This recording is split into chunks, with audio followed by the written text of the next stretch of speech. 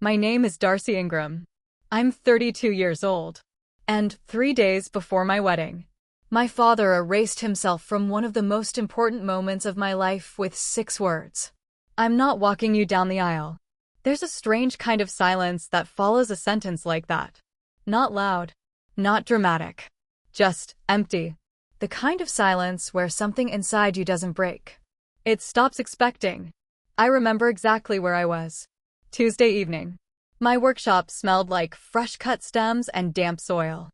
I was trimming roses for my centerpieces, 14 arrangements I had grown, cut, and tied with my own hands.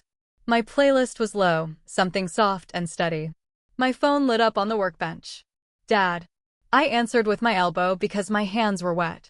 6 words later, everything shifted. I'm not walking you down the aisle. No build-up. No hesitation. Just a decision that had already been made. I set the pruning shears down slowly. Not because I was shocked, but because I suddenly understood something I had been trying not to understand my entire life. Vanessa says it would upset her, he added. Of course she did. Vanessa, my older sister. The center of gravity in my family's universe. The one everything bent toward, including, apparently, my wedding day. I didn't yell. I didn't cry. I just asked one question. Did she threaten you with the kids again? Silence. And in that silence, I got my answer.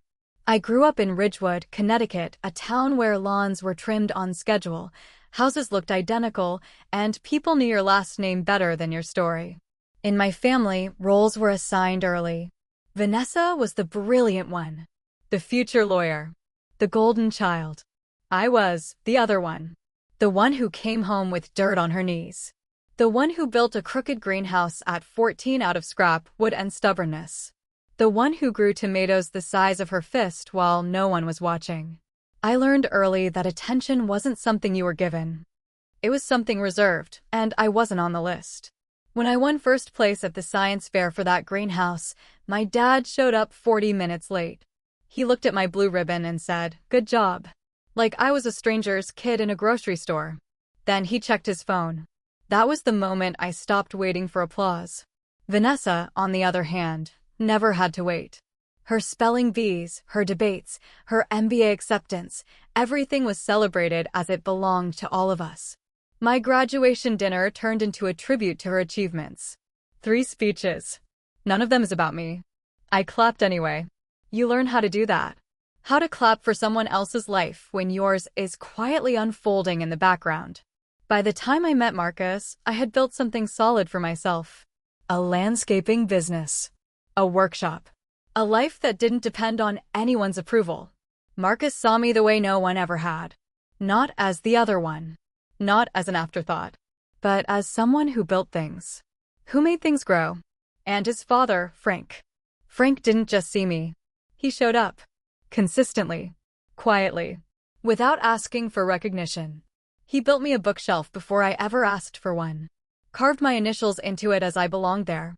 No one in my family had ever made space for me like that. So when my father called and stepped out of my life, it hurt. But it didn't surprise me. What surprised me was what came next. The morning after the call, Marcus asked me a simple question. What do you want to do? Not what I should do. Not how to fix it. Just what I wanted.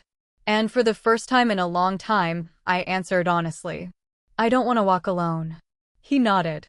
Then you won't. I drove to Frank's house that morning. He was in his workshop, sanding a chair, classic rock playing in the background like always. I stood there for a moment, unsure how to ask. My dad backed out, I said. Frank didn't ask why. Didn't hesitate. He just looked at me and said, "When do you need me?" That was it. No conditions. No calculations. No emotional bargaining. Just, yes. And in that moment, something inside me shifted. Not broken. Replaced. The day of the wedding arrived like sunlight through fog, soft, inevitable, clear. I woke up early, sat on my porch, and looked at the garden I had built with my own hands. Lavender. Hydrangeas. A young dogwood tree is stretching taller every year. Things that grew, whether anyone noticed or not. Just like me. When I arrived at the venue, I saw them. My parents. Vanessa. Sitting in the back row. Not there to celebrate. Just there, to be seen being there. For a second, just a second, my heart did something stupid. It hoped. Maybe they came to fix it. Maybe they came to show up. But then my mother leaned over, whispered something to my father, and he nodded without looking up. And just like that, hope corrected itself. I turned away. Because I didn't need them to show up anymore. They already had their chance. When the doors opened, the light flooded in. And there I was, standing beside a man who had no obligation to me, but chose me anyway. Frank offered his arm. His hand was rough, steady, warm. "Ready, kiddo?" he asked. I smiled. "I'm ready." And we walked. I didn't look at the back row. I didn't need to. I looked forward. At Marcus. At the life we were building. At the people who did show up. And with every step, something inside me settled into place. Not anger. Not sadness. Just clarity. At the altar, the officiant asked, "Who gives this woman in marriage?" Frank cleared his throat and said something I will carry with me for the rest of my life. "Her family does." All of us who showed up. We were married at 1:27 in the afternoon.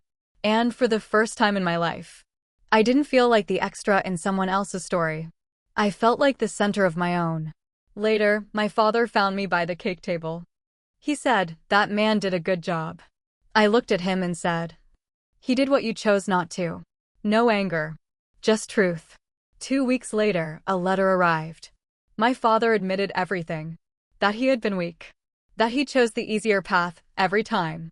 That he was proud of me, he just never had the courage to say it. I read it. And I understood something important. He wasn't a bad man. He was a small one. And smallness creates distance that love alone can't bridge. I didn't reply. Not out of spite. But because closure doesn't always require a response. Sometimes, it just requires understanding. Vanessa called, too. Her marriage had fallen apart. And for the first time, she told the truth. That she had tried to control everything because she felt like she was losing everything. I listened. But I didn't step back into the role she had built for me. "I hope you find what you need," I told her. "But I'm not your cushion anymore." And for the first time, I chose myself. A few days later, I stood in my workshop again.